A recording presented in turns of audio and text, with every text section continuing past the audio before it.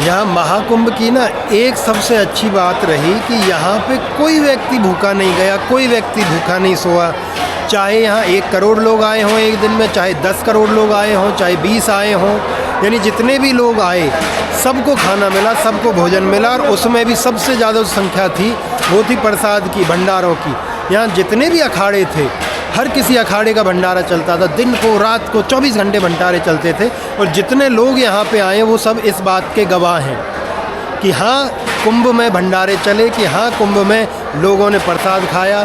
तो इस बात को हर कोई व्यक्ति कह सकता है। बहुत कम ही लोग होंगे जिन्होंने ख़रीद करके खाना खाया या उन्हें खाना पड़ा, ऐसी सिचुएशन आई कि उन्हें ख़रीद के खाना पड़ा हो।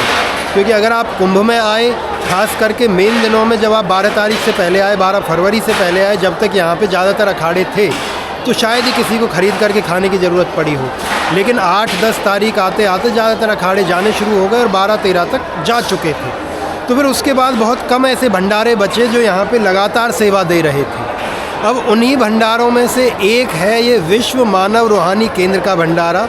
और मैं 2-1 दिन यहाँ आया, मैंने जब इनका काम देखा तो मेरा मन हुआ कि नहीं यार, यहाँ एक वीडियो बनानी है कि ऐसा एफ़र्ट जनता तक ज़रूर पहुँचाना है कि जो इतना अच्छा काम कर रहे हैं। अच्छा कैसे कि मैं इसके सामने से सुबह निकला तो भंडारा चल रहा है, दोपहर को 12 बजे निकला तो भंडारा चल रहा है, रात के अगर मैं 12 बजे निकला तो भंडारा चल रहा है, सुबह के 2:30-3 बजे निकला तो भंडारा चल रहा है।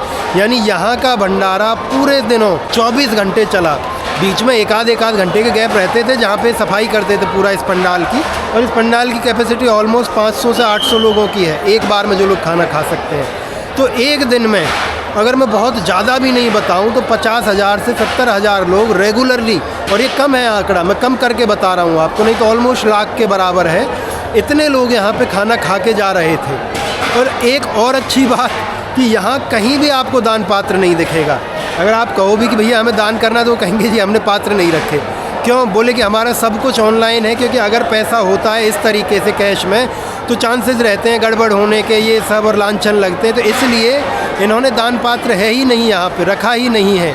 वो व्यवस्था ऑनलाइन है कि अगर किसी को दान करना है तो आप ऑनलाइन कर दीजिए, सब खाते टू खाते जाएगा। यहाँ भी जैसे मैंने बात की तो मुझे बताया गया कि यहाँ जितना भी ये लाते हैं बाज़ार से सामान लाते हैं भंडार में, तो जहाँ दुकान से लेते हैं बिल बनवाया और सीधा RTGS, बोलिए अकाउंट से अकाउंट ट्रांसफ़र, यानी कहीं गुंजाइश ही नहीं छोड़ी कि कोई गड़बड़ हो सके। अब उसके बाद एक और जो मेन बात है कि ज़्यादातर भंडारों में जो खाना वितरण कर रहे थे, खाना बना रहे थे और यहाँ पे परोस रहे थे, सिक्योरिटी कर रहे, साफ़ सफाई, सब लोग वॉलंटियर्स थे। यही खास बात यहाँ भी है कि जितने भी लोग यहाँ पे हैं, यहाँ दिख रहे हैं, वर्दियाँ पहने दिख रहे हैं, सबके सब लोग वॉलंटियर्स हैं, कोई पेड वर्कर नहीं है।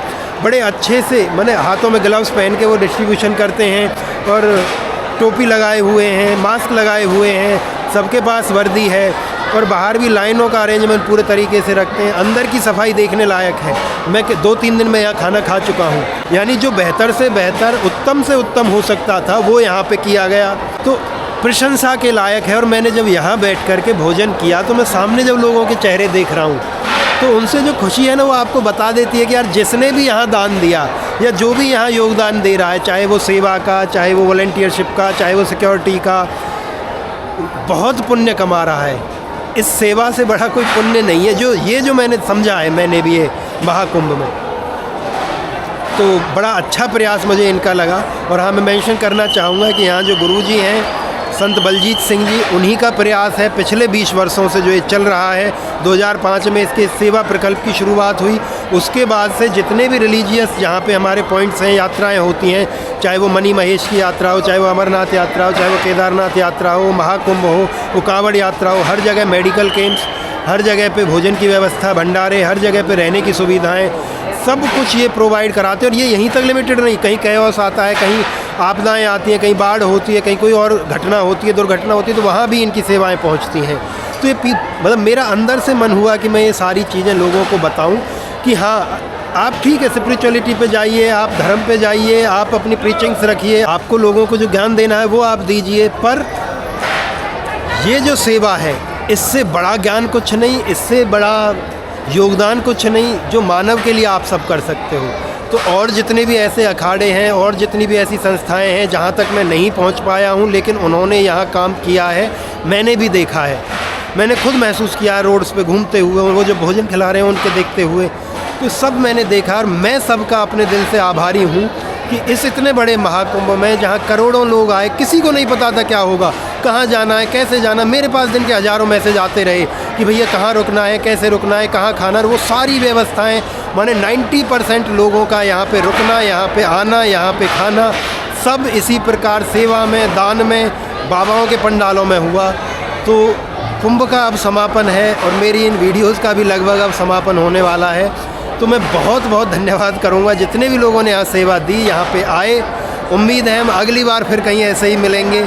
और अपने इन एक्सपीरियंसेस को आप भी बताना भाई कमेंट्स में, आपने कहाँ ऐसा एक्सपीरियंस लिया और आप किसके लिए धन्यवाद देना चाहते हो।